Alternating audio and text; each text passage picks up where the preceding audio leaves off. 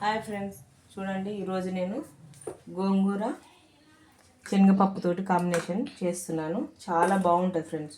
చూడండి ఒకసారి ఇట్లా స్టవ్ ఆన్ చేసుకొని మనకు శనగపప్పు వేస్తే చాలా టేస్ట్ వస్తుంది. ఎప్పుడు కూర చట్నీలాగా కాకుండా ఇట్లా కూరలాగా చేసుకుంటే కూడా టేస్ట్ చాలా బాగుంటుంది. ఇట్లా ఒక గిన్నె పెట్టుకొని ఆయిల్ వేసుకుందాం.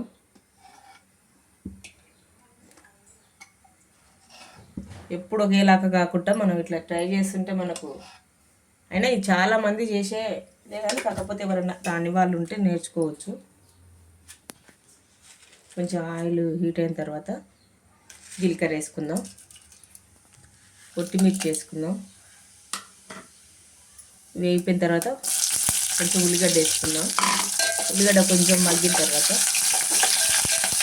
కొంచెం అల్లం వెల్లుల్లి పేస్ట్ ఫ్రెష్ కాబట్టి కొంచెమే వేసుకుందాం. కొంచెం పచ్చి వాసన పోయేదాకా కొద్దిగా వేపుకుందాం. కొంచెం పసుపు వేసుకుందాం.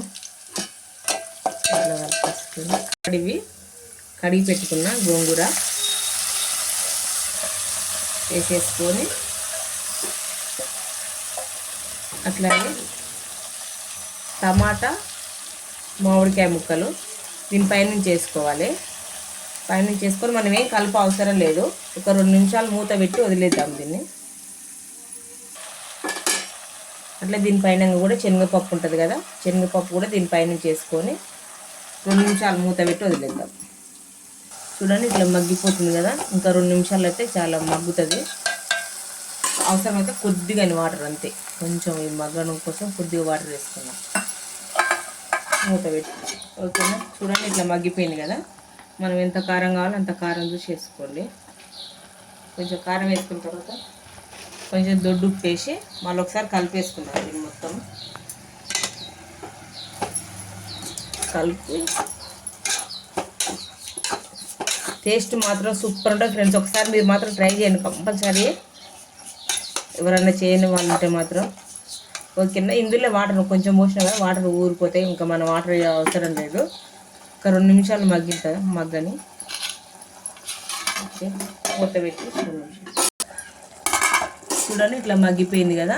నెక్స్ట్ మనం కొంచెం ధనియాల పొడి వేసుకుందాం. 1 స్పూన్ ధనియాల పొడి వేసి మొత్తం కలిపేసుకుందాం. ఓకే, ఇంకొక నిమిషం రెడీ అయిపోతుంది. చూడండి ఫ్రెండ్స్, ఇక నూనె పైకి తేలింది కదా, ఇంకా అయిపోయినట్టే. చూడండి మనకు వాటర్ కూడా మొత్తం వినికిపోయినాయి, దగ్గర పడింది కదా. మనం స్టవ్ ఆఫ్ చేసుకుందాం. స్టవ్ ఆఫ్ చేసుకొని చూడండి ఇక ఇలా రెడీ అయిపోయింది. సూపర్ టేస్ట్ ఉంటుంది ఫ్రెండ్స్. ఒకసారి మాత్రం మీరు ఇలా ట్రై చేయండి. మీకు గిన నచ్చినట్టయితే నా ఛానల్ని లైక్ చేయండి, షేర్ చేయండి, కామెంట్ చేయండి, సబ్స్క్రైబ్ చేసుకోవడం మాత్రం మర్చిపోకండి ఫ్రెండ్స్ ప్లీజ్.